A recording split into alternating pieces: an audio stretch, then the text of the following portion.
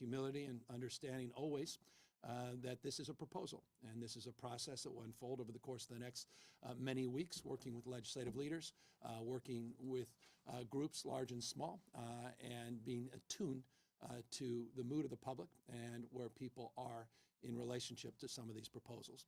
It goes without saying, and you'll ask me, I'm sure, in the Q&A, why this cut. I will undoubtedly say I prefer not to make this cut. These are programs, these are propositions that I've long advanced, many of them. These are things that I've supported. These are things we work closely with the legislature to advance. None of this is kind of work you enjoy doing, but you got to do it. We have to be responsible. We have to be accountable. We have to balance the budget. And so we are submitting today a balanced budget. But we're doing so mindful of the world we're living in. And I remind you every year, as I think previous governors have, the volatility that is the tax system. And yes, you'll ask the same question we get asked every year. Shall we or should we reform the tax system? The answer is yes.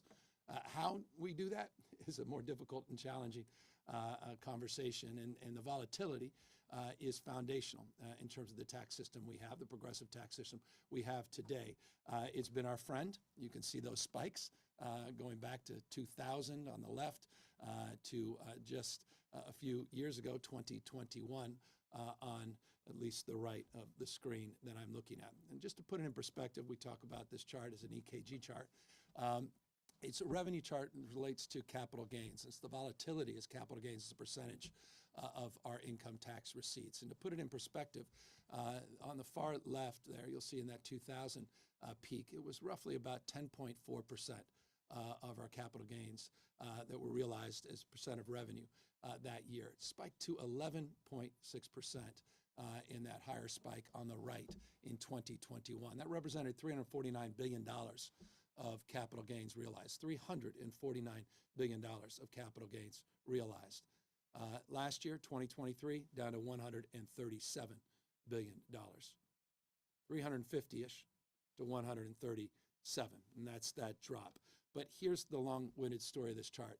You can see it's back to some normalization. What I mean by normalization, again, a period of distortions and corrections on the basis of the supercharged budgetary performance. We're going back now to more historic norms, and I mean historic in this context. The average over the course of the last many decades has been about 5.18% capital gains. We're slightly below that in the budget year. We project to be slightly above or roughly at that in budget year +1 and 2, and that's the line trailing off to the right. But here's the January number that you're familiar with. This is the number we put forward, $37.9 billion problem statement.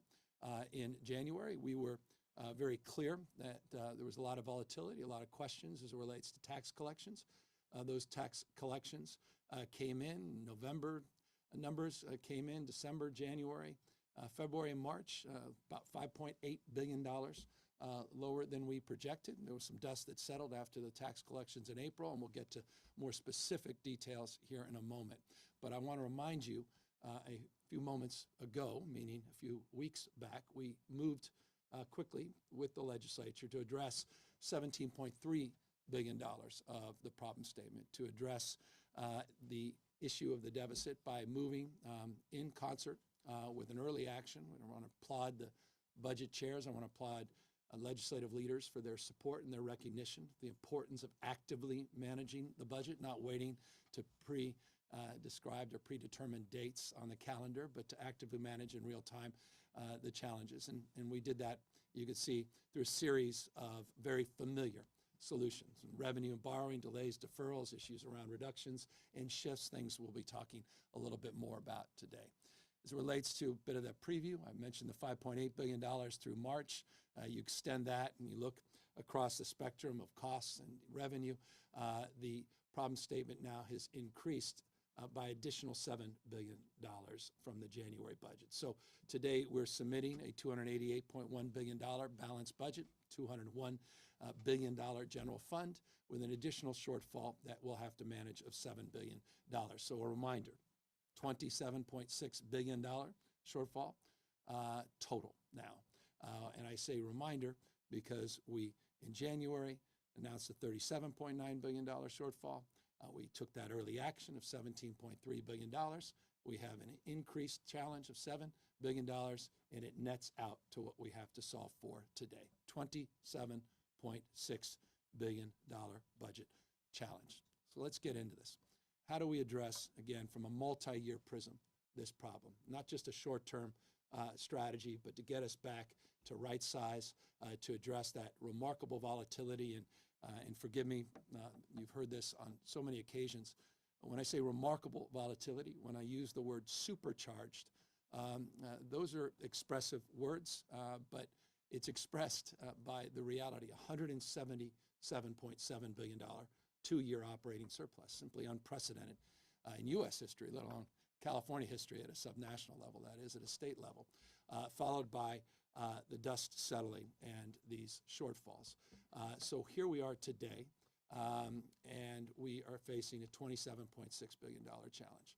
Next year, to my point about a multi-year strategy, we project a $28 billion shortfall.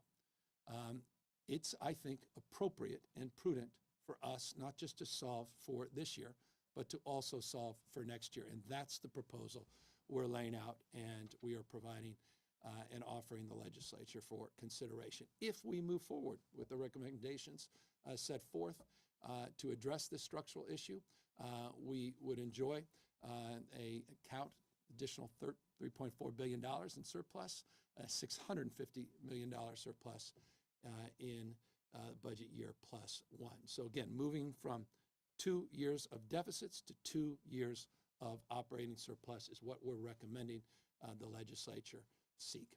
Why are we confident we can achieve this? Because it's solvable. We've done it before. And this is just a reminder of the totality of challenges in the past, again, on the basis of the volatility of our tax structure.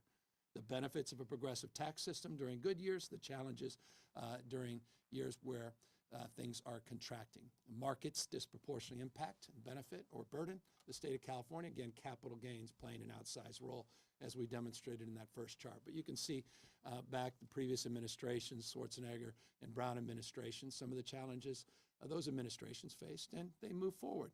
And state proved its resiliency, its capacity for renewal, and we worked through those issues. And today we're doing more than ever for more people than we have ever done in terms of providing supports. And I think if there is a theory of the case we're making here today, the solutions we're about to set forth are overwhelmingly supporting existing core programs without cuts. And I say overwhelmingly, not exclusively, because I'm not naive. There are areas where core services are being impacted, but the vast majority are being protected. Existing services provided to existing people, core services, are being provided in this 2-year, are being protected in this 2-year blueprint. So let's talk about what that blueprint looks like. Simple. Getting back into balance. This is what we believe it would require, and this is what we propose to the legislature. We propose pulling down this year $4.2 billion in reserves. I'm going to get to that in a moment. $3 billion of new efficiencies. I say new because they build on the 5% efficiencies that we announced a year or two or so years ago. Reductions of $15.2 billion. We'll talk about those reductions in the context of being one-time versus ongoing. And we're talking about shifts and pauses, not dissimilar to the early action, and revenue and borrowing, which is primarily, if you're asking, MCO and net operating loss, and then some borrowing that we'll discuss as well. The 2025-26 solutions, previous slide, I'll go back. For this budget year, here's what we're proposing for budget year plus one. Draw down an additional $8.9 billion. That would be a total of $13.1 billion over those 2 fiscal years, $3.6 billion. The efficiencies start to annualize at a higher benefit. Ongoing reductions, as I noted, for one time and ongoing considerations. Expansion pauses, again, the revenue borrowing, not dissimilar to the 2 I just referenced. So that's the framework. Let's get into some more detail. I mentioned when I brought up the issue of reserves that the $13.1 billion is what we want to pull down, but I want to just caveat, you saw that 4.2. We want to pull that down over a 2-year period. We don't want to pull all 13.1 into the budget year. We want to do the 13.1 billion over the 2-year budget window. So 4.2 billion in the May revision for this budget year, and budget year +1, forgive the vernacular, +1 out year. We are looking to draw down from the reserves $8.9 billion. So that's that line item. On the efficiencies, you recall the $3 billion. This is how we propose to do it. 7.95% reductions, roughly 8% reductions. That includes my office. It includes agencies, large and small, across the state of California. We believe that kind of belt tightening would allow us to enjoy not just $2 billion of budget year savings, but ongoing savings, as you can see, annualizing about $2.7 billion. It means sweeping, and this is a familiar number, a numeric, $762.5 million. I announced that in January. Works out to about 10,000, sweeping plus or minus 10,000 vacant positions. Those positions are being determined in real time at every agency and department. They're making that determination. We don't have the list of every single vacant position for you today. That's a process that will unfold over the course of a very short period of time. It's a process that is unfolding as well in real time in terms of the work that's being done at the agency and department levels. So we want a leaner government, streamlined government. We want to do what all of you are doing in your personal lives, all the businesses out there are doing in their professional lives as well. And we think we can do that and still achieve outstanding outcomes. I'll give you an example just yesterday with generative AI. That is not a job killer. In fact, that's explicit in our executive order as it relates to artificial intelligence, but some of the new programming we're doing in partnership with Anthropic and Google and others, and OpenAI, as it relates to traffic management, as it relates to issues around, access to languages and other services. So that's a component part of our leaner government and our more efficient government and the flexibility, providing choice, meeting people where they are, giving customers, meaning giving taxpayers a voice in terms of their needs and government's services. Back to the reductions. And we have our two experts here. They'll go through these in much more detail because there are hundreds and hundreds and hundreds of actions that we are taking. There's not just one or two. And we can spend, and I'm known to spend a lot of time up here, but I don't think you want to spend that much time with me up here. So I'm just going to give you some broad strokes, and our experts here and up on stage can walk through in more detail. But you deserve at least a broad strokes understanding of the one-time versus ongoing, which is represented, again, here in the budget year. In the budget year +1, this is the additional one-time and ongoing savings. But let's break this down so you can take a look and understand a little bit more of what these things may include, what they do include in terms of the proposals that we are offering the legislature. You see the one-time on the left, you'll see the ongoing on the right. The one-time are familiar, and a lot of those one-time we are considering in the context of how they work into other programs that we provide, existing programming, and utilization rates. Always looking at utilization rates and looking at other forms and other strategies in terms of drawing down more federal dollars or looking what's happening at the city and county level. So you'll see a mixture of very familiar issues, and some deserve more attention than others, and I imagine you'll have questions. Everyone will, certainly, on all of them, but notably on a number of them. I'll give you an example on broadband. We've been stress testing our broadband strategy in the middle mile and the last mile, and we think we've come up with a plan to actually achieve similar goals at a lower cost. So we think it's appropriate to claw back those dollars without a diminution in terms of programming and advancing the commitments that we've made. As it relates to workforce, we have $2.4 billion new resources that are coming in that we're leveraging from the federal government, disproportionate amount of that leverage from the federal government over the next 5 years, pursuant to Prop 1. We have facilities grants that we think we can incorporate into strategies for new bonds in the state. We can discuss where we are with the bonds in relationship to the legislature. I imagine that will be a question. Water storage as it relates to what is being programmed now and what we anticipate needing into the future in relationship to the old Prop 1, the $2.7 billion that was set aside for some of the water storage. Workforce, meaning these sort of apprenticeship programs, learning-aligned employment, what we're currently doing with the utilization rate, we feel we can make some adjustments. Children, youth, and behavior, this is a passion project for me, as you know. We still have $4.1+ billion in this, and we're actually streamlining that program and really targeting in 0 to 26 behavioral health initiative to the school sites, wellness centers, and we think we actually can deliver even more bang for the existing buck, as they say. On the CalWorks, there are no cuts to the CalWork, and remember, we did 2019 a 10% CalWork increase. In fact, in 2019, we did an additional 13.1 on top of the 10%. We continue the COLA. On CalWorks, this is just an administrative component part. The core service remains in place. And, you know, sweeping some bonuses under HAP, I know that may not sit well with some, but we're struggling with seeing the performance I want to see on the streets and sidewalks. And we've been clear about that. And many of you have been to a lot of events where we've expressed ourselves very clearly on this. As it relates to just some of the ongoing, I want to talk about the prison issues. We've saved, and again, everything I say can and will be scrutinized and corrected. So I'm mindful of that as I sit up here without a note. But $3.4 billion from 2021 to 2027 is projected to save $3.4 billion in terms of the 4 prisons that we've already closed and the 7 yards that we've closed. So you've got $3.4 billion of ongoing we've saved, or we'll project to save, from 2021, climbing back a few years, projected through 2027. We are proposing to shut down at 13 prisons an additional 46 housing units that would reduce the census of beds by just shy of 4,600. That would produce ongoing savings on an annual basis that would grow of $80 million starting the first year it's enacted. In fact, we're also moving to pool. Chuckawalla was projected to close down, and by the way, that's one of the 4 that I referenced. It was projected to close down in March of 2025. We're looking to pull that forward as early as November of this year. So we've been scrutinizing that budget.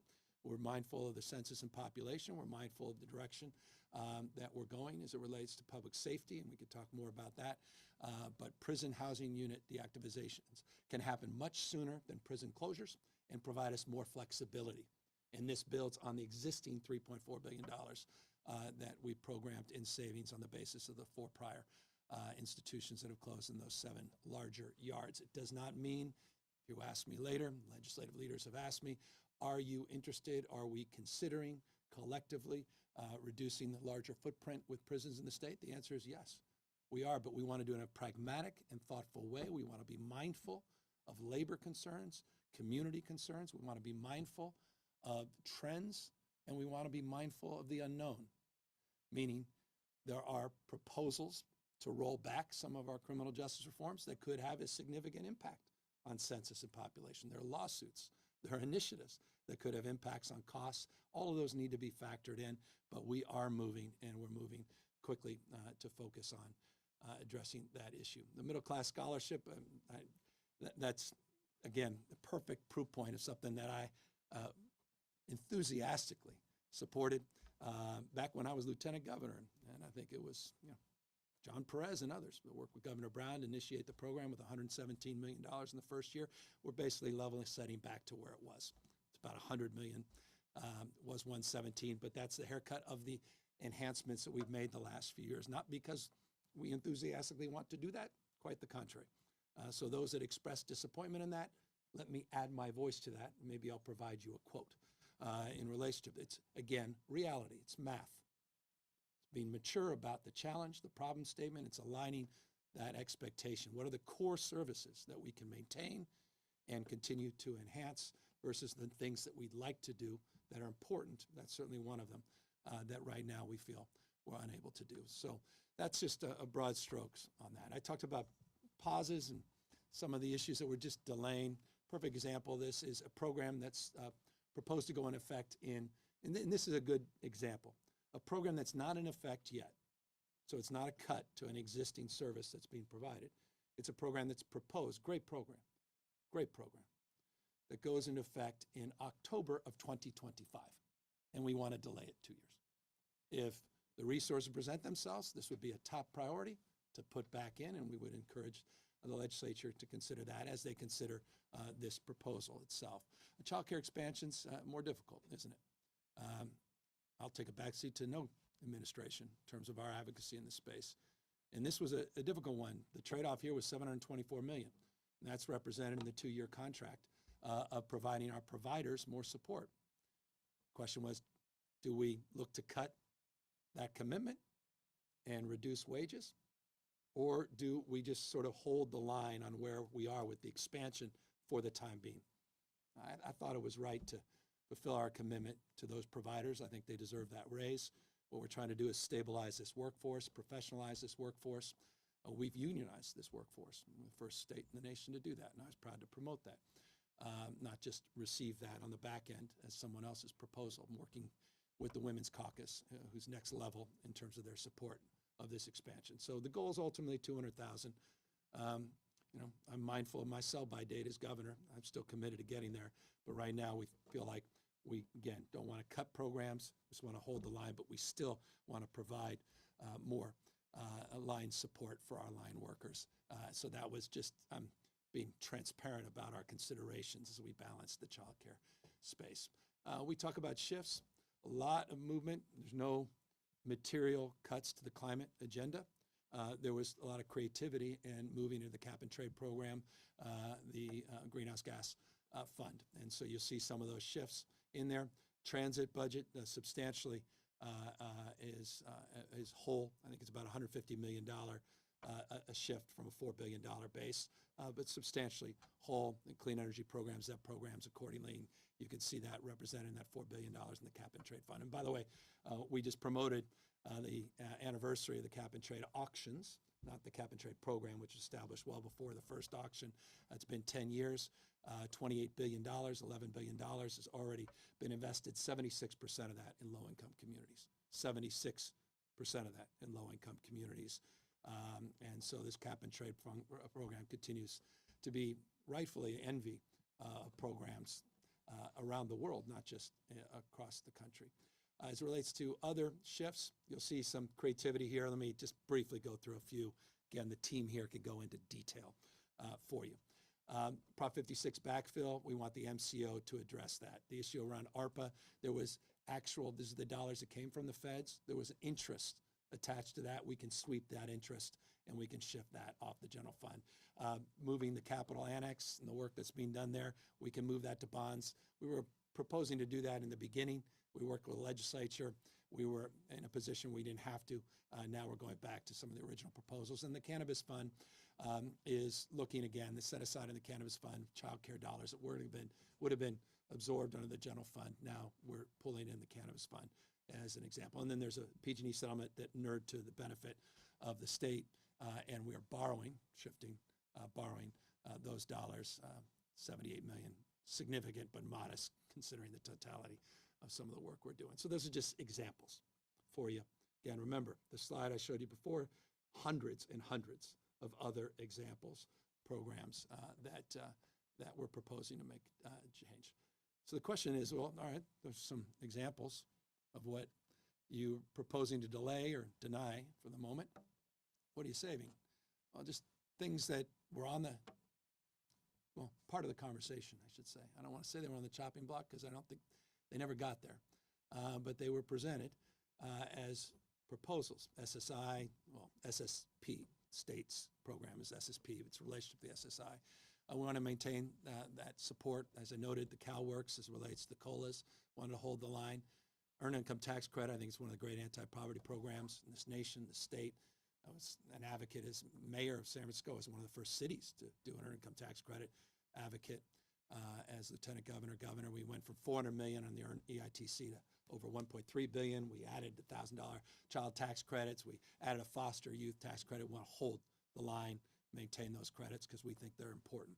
We also want to maintain our healthcare expansion across the board, regardless of ability to pay, regardless of pre-existing conditions, and your immigration status. And I just think that's foundational. It's something I believe in. It's core of, I think, who we are as a state, and we should be as a nation. Care Court, new pathway, new strategy, moving away from the old binaries. Unsupported, not substituted care, we think is important as it relates to the issue of our time, and that's addressing the streets and sidewalks. And then on broader nutrition programs. We're holding our summer EBT programs. We're holding all our food bank programs.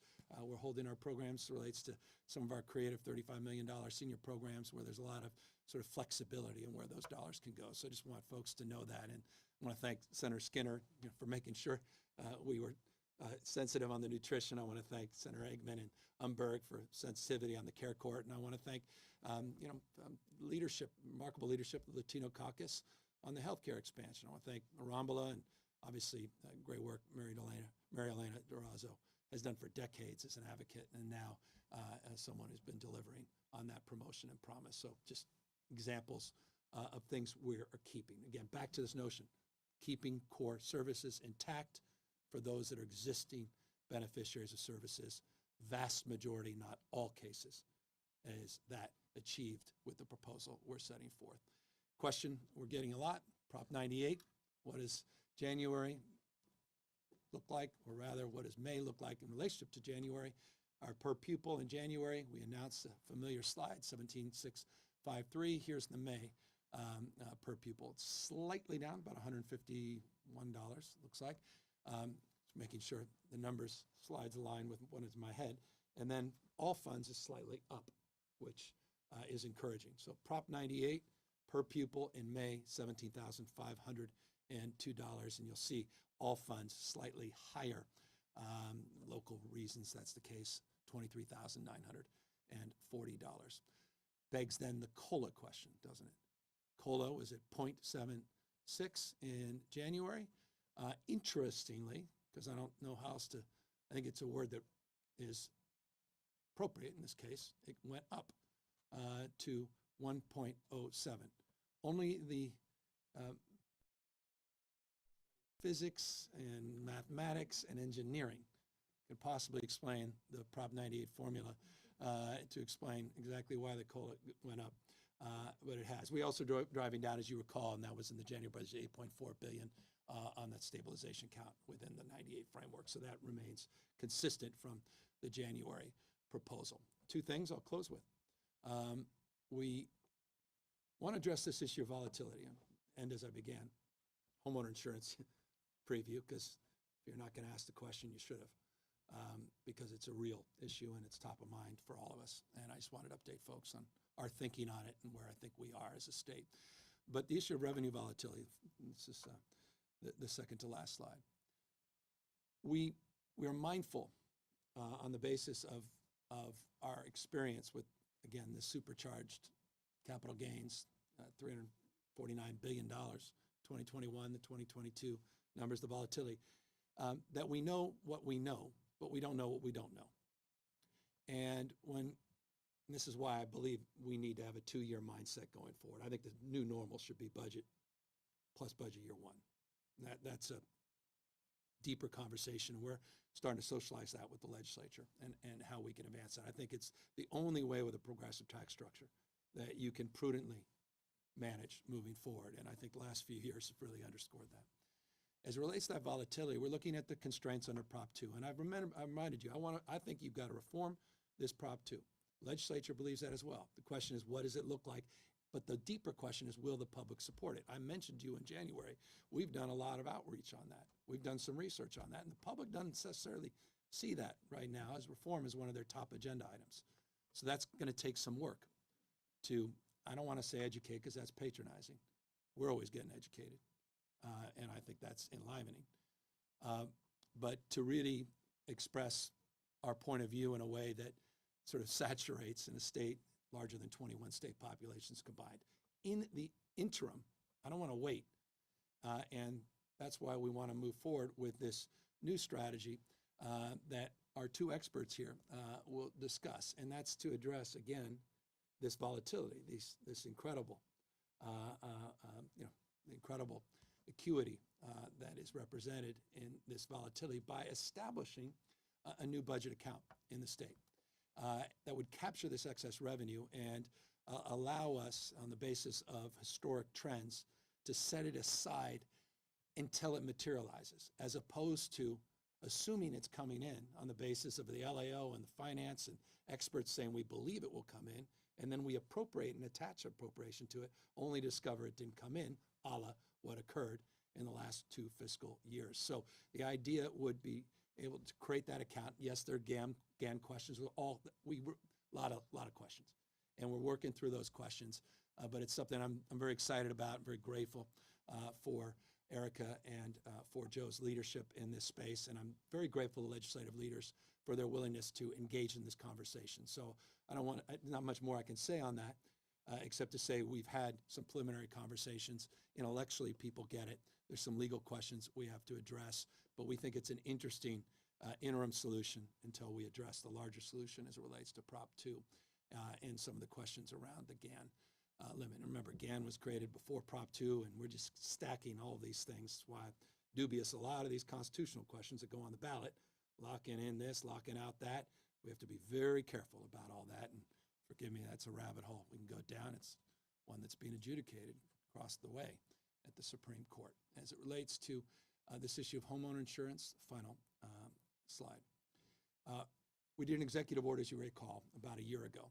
And we're trying to reconcile 30 years where there hasn't been much reform in this space. We're mindful of voter-approved constraints. We're mindful of the challenge and burdens that have been placed on our FAIR plan, which is our backup plan, and we're deeply mindful of the day-to-day travails of trying to reconcile these screaming headlines and the reality when you get a notice that your insurer may not want to reinsure or extend that insurance, or you buy a new home and you can't even get that insurance. So this is real, and it's being felt across the United States. And I have a chart. If you're interested, you may want to ask me.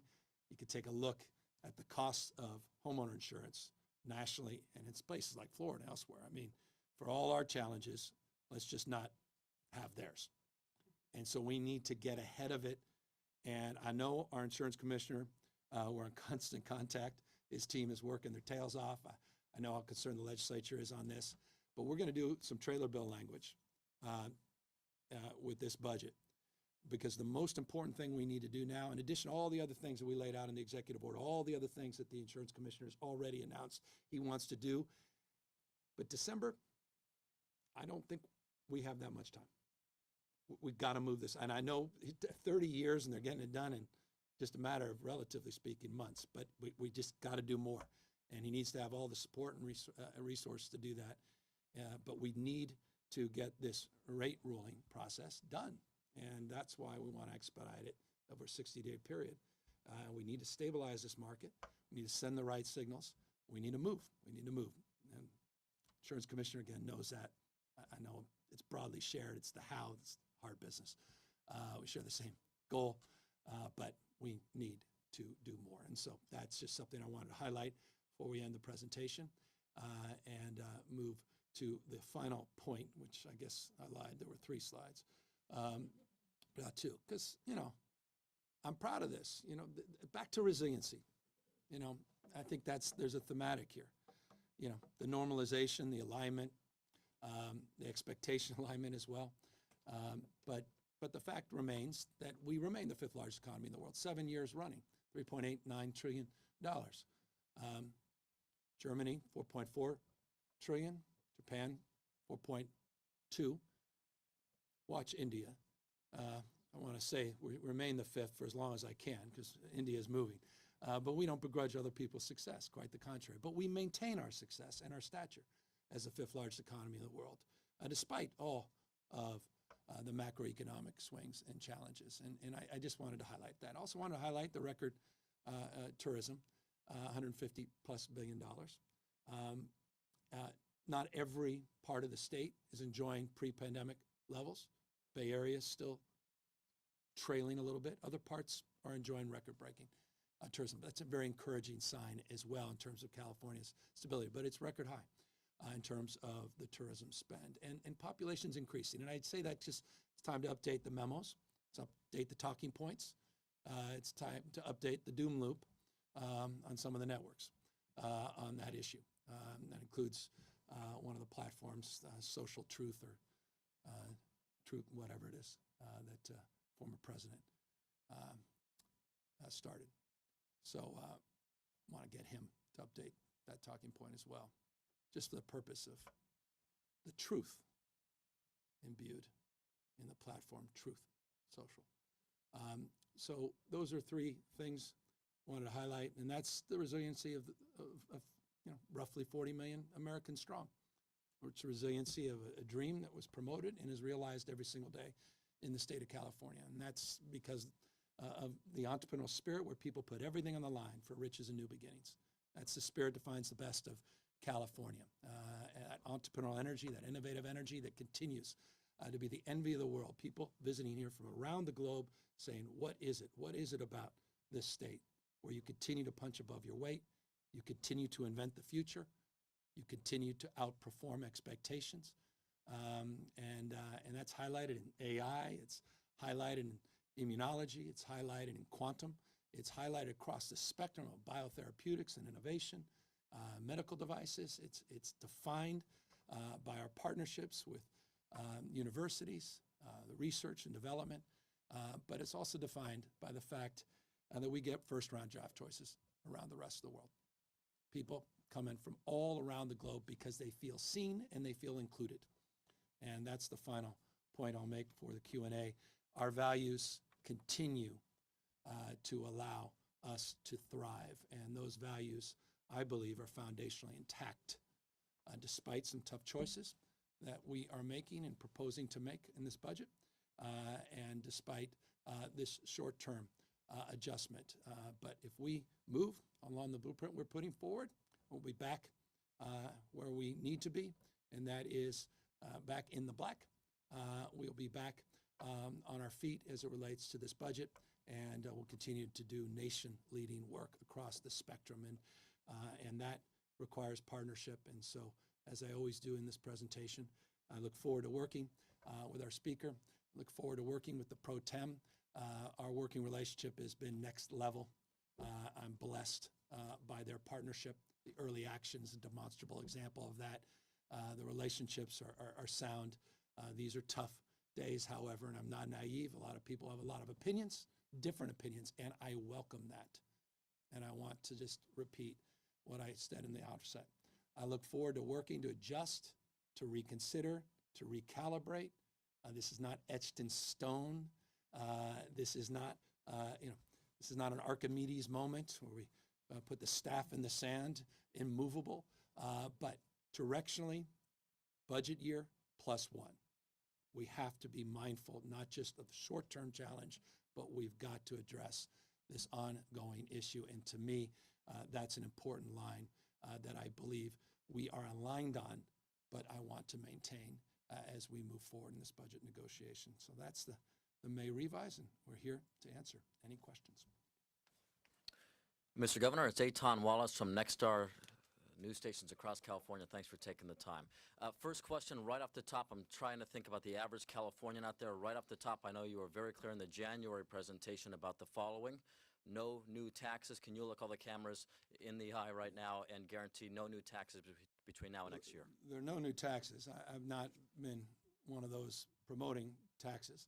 I've been opposing taxes quite publicly. The last proposition was on the ballot. I invested millions of dollars in ads to try to defeat that tax increase. We can achieve all of this. We can get our back on our fiscal sound footing without cutting core services, without an additional tax increase. And I don't think that now is the time, particularly with the stacking of stress over the course of the last few years with costs that have risen as a consequence of supply chain disruptions, as a cost of inflation, to impose any additional burdens on the taxpayers along those lines.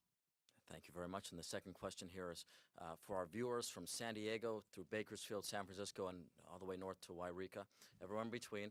Got to ask in the sense of in previous budget presentations, I remember you talking extensively about climate, homelessness, fire protection, a lot of key issues. I know you mentioned the HAP funding in this, but just in the sense of the average Californian, a lot of numbers here, a lot of different things, just to them on homelessness, on climate, fire, crime, education, what does this budget mean to them? We're holding the line on unprecedented investments in crime, retail theft. You're seeing progress in Bakersfield. You saw the CHP operations in Bakersfield produce 211 arrests, 127 stolen vehicles that were recovered just in the first week of operation with the CHP. Today, the CHP is graduating 106 cadets. 1,000 new CHP officers. We're funded a multi-year commitment in the budget. We're maintaining that. Partnerships in Oakland. You've seen the reduction in crime in Oakland, about 33%. In first quarter of this year, you saw the reductions that continue in San Francisco. Property crime reductions in San Francisco, 32%, 14% decline in violent crime. Partnerships that we want to continue to advance. National Guard partnerships on the border, addressing fentanyl. We want to continue to advance those partnerships. On the issues of homelessness and housing, we actually are increasing our low-income housing tax credit by $500 million in this budget. I could have had a separate presentation to continue our work in that space, to continue to partner with cities and counties. You may have seen our latest stance as it relates to one community, Half Moon Bay, on housing. We mean business. We mean business about the housing element. We mean business about meeting your state-mandated goals. We want cities and counties to follow the law. We'll continue in that space. Prop 1 on Tuesday, this goes to the issue of homelessness. We're going to be announcing in detail what we're doing very differently as it relates to the implementation and the reforms as it relates to mental health and homelessness. And I'm really encouraging you to tune in or participate in that discussion as well. We've been working for months now in anticipation of it passing, weeks since its passage, to fulfill our promises that were made in that campaign. So across the spectrum of those top priorities in the state, we preserve our frame of focus. No fundamental cuts in terms of the energy and daring of sorts. I say daring because we're daring to do things radically differently in those space. But yes, there are programs that are component parts. You referenced the bonuses under HAP. There are other component parts of our housing strategy where we are making adjustments, but the core mission remains firm and our commitment foundational. Hi, Lindsay Holden with Sacramento Bee. Following Eitan's question, I have to push back a little bit when you say you can do everything, because just for the record, I don't recall ever saying I can do everything. Well, let me finish. I want to clarify. Yeah, let me finish my question. Okay. Which is, some of these cuts fall on the poorest Californians, while budget watchers have suggested changing the state's corporate tax rate. Why not consider something like that when some of these cuts will hurt Californians who have the least? Well, I think we protect the vast majority of core services for existing programs in this state. We've done nation-leading work to expand those programs in the last few years, and we're preserving that. A perfect proof point of that is a full suite under the Medi-Cal system that's been expanded like no other state in U.S. history has ever expanded. So we are maintaining that. As it relates to the 8.84% corporate tax, which is the highest, arguably, depending on how you want to analyze it, in the country, no, I'm not prepared to increase taxes. We have among the highest tax rates in the United States of America for high wage earners. We have among the highest tax wage rates, as I noted, for corporate taxes. They were made higher by Donald Trump's tax increase under the SALT deduction elimination, which I hope is eliminated by the federal government. But I feel strongly that we have to live within our means, within the framework of being more efficient and more effective, and do what a lot of other families and private businesses are doing. We're up to that task. I also wanted to ask, you're sponsoring a bill around changing the RHNA categories to include, for cities to include homeless residents in their calculations, and yet your budget continues cuts to housing programs. How are cities supposed to build more housing to help homeless people if there's not more money to do that? Well, with respect, you'll hear more. I encourage you in particular, spend time with us on Tuesday, learn more about the details of what was just advanced and passed by the voters of the state of California under Prop 1 that provides an additional $1 billion on an annual basis to cities and counties specifically for housing to address the most vulnerable, as you categorize them as homeless. $1 billion that was otherwise not eligible under the Mental Health Services Act when it was originally conceived. That $1 billion doesn't go in effect fast enough. There's an implementation phase. We'll be updating on that. But it also includes $6.38 billion of new housing money. Unprecedented investments to deal with those that are struggling, duly diagnosed with drug or alcohol addictions, which also was not eligible under the previous Mental Services Act. So I beg to differ respectfully with that categorization. There's more money in the bond than ever. There's more investment in terms of ongoing funding for housing homeless than ever as a consequence of this reform, and we'll be updating you on that on Tuesday. I just have to, with all due respect, those types of housing that Prop 1 will fund, there's a very limited number of the homeless people in California. Most of them won't apply for that kind of housing. They just don't have a place to live. What about those folks who aren't dealing with mental illness, addiction, et cetera? Well, I'd point to the $3.75 billion that we've invested in Home Key, a program that didn't exist before we launched it and initiated it. I'd refer to your own headline in the Sacramento Bee on the success and efficacy of Project Room Key, a component part of that. I would refer to you to the Beach Hip program, $2.2 billion in behavioral health money that we have advanced. I would refer to the prior package of $15.3 billion on homelessness and housing that we've incorporated, again, homeless component parts of housing, as proof points to suggest that the totality of that frame needs to be considered. Hi, Governor. I wanted to ask you about this proposal for a new budget account that you mentioned. Is that something that you're going to be asking the legislature to pass in the coming weeks? And could you talk a little bit more about how exactly that would work? I know you did touch on some of the details, but I wasn't totally clear on all of those. I've got my two extraordinary experts that are eager to discuss further the details of that.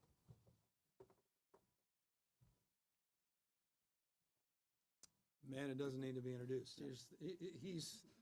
This is the finance chair, if you didn't know. Yeah, Joe Stephenshall, Director of Department of Finance.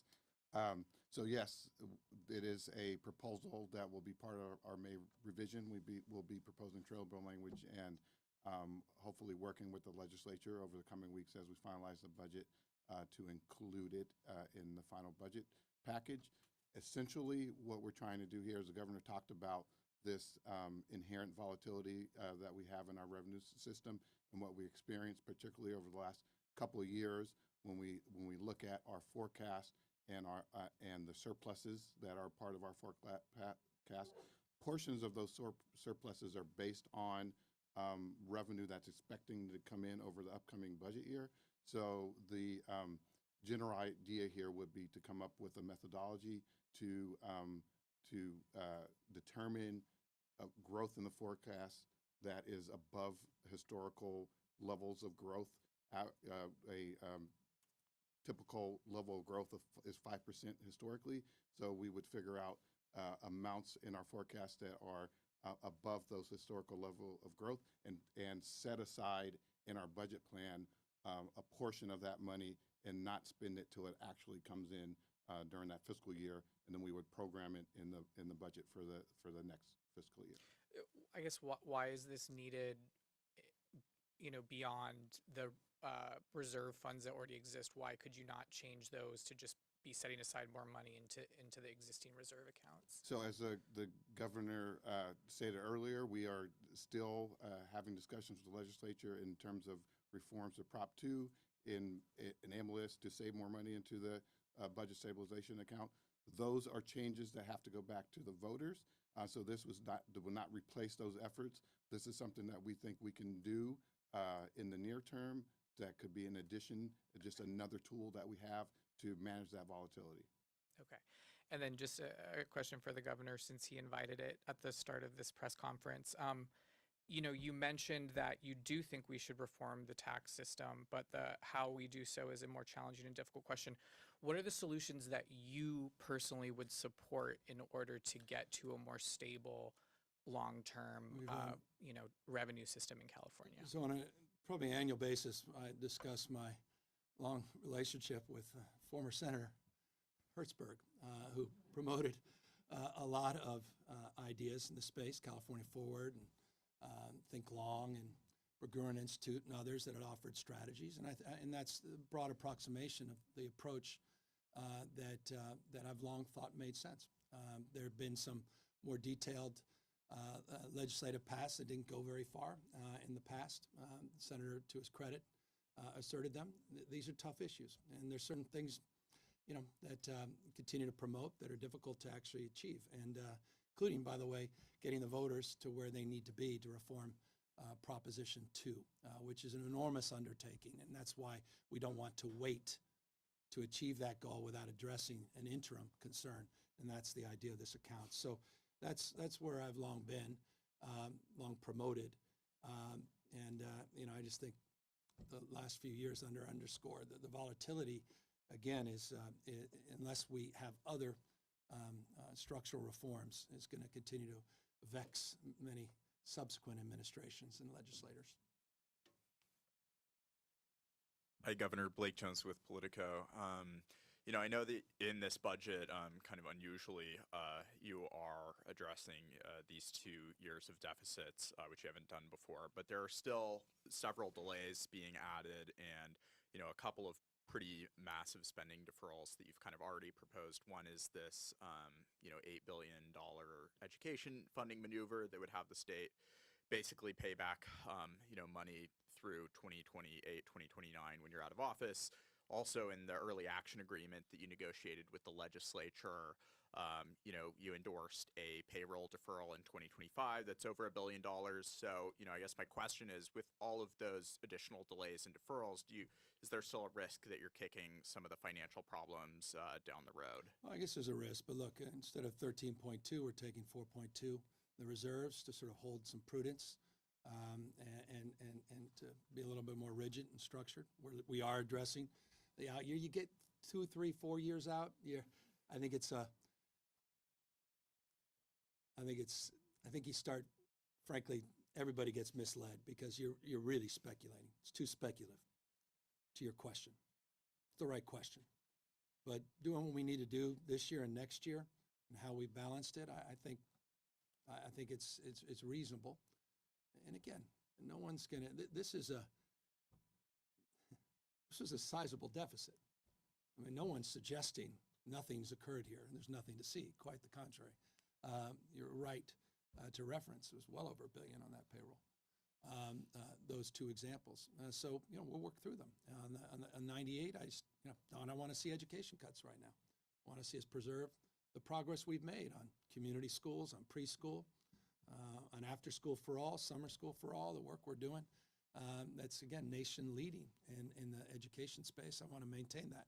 So, yeah, that's all subject to kind of debate and discussions we're going to be having with the legislature. But this 2-year process, I think, is prudent, long overdue, and we stand ready to defend it. The language you've used to denounce tax increases often has been that you don't want broad-based tax increases. You talked about not wanting corporate tax increases, but there have been things around the edges, such as the MCO tax expansion that you signed last month. Are there other taxes and fees that could generate more revenue and solve for this that are being considered by the legislature or others that you're comfortable with? Right now, this what I'm comfortable with. I just presented, and we've adjudicated and considered many different alternatives. The MCO is a very different process, as you know, with CMS and waivers and partnerships and drawing down federal funds, et cetera. But no, I do not support general tax increases, period. And you're not comfortable with any other revenue generating provisions this year? I think we need to be more efficient. I think we need to level set and align our revenues and expenditures. We're going back to our historic revenue, more typical and historic revenue growth, and I think it would be wise to temper any enthusiasm for the more is always better frame, and that's referring to taxes. Good morning, Governor. Travis Gilmore with the Epoch Times. There's been a lot of uncertainty about the depth of the deficit. The LAO projected $73 billion. Is the actual number we're solving today, if we take the 27.6 plus the 17.3 plus the 20 billion in solutions they said were included in the January proposal, are we solving about 65 billion? Yeah, let's go to the, I appreciate this. And we got a slide here, if we can get it up, on the LAO and the DOF, which Department of Finance projections. You can see this is the delta. I cautioned everyone, I failed miserably, not to run with that $73 million figure, but billion, but everybody, it's sort of repeated as gospel across the country. If you include the totality of January in the revision, our projected shortfall is at 44.9. Again, that's not the budget problem today. But that, if you add those two up. So there is a delta between their projections and ours. And foundationally, and this there could be 25 pages, to be fair. That's where the difference lies. On different projections on revenue, different approaches to Prop 98, revenue's impact on Prop 98, how you address 98, and then just workload, which is another fancy way of saying expenditures. And SFEU is that safety account, that basically surplus account, checking account of sorts. So that's the difference. They will have, and they continue to have their point of view.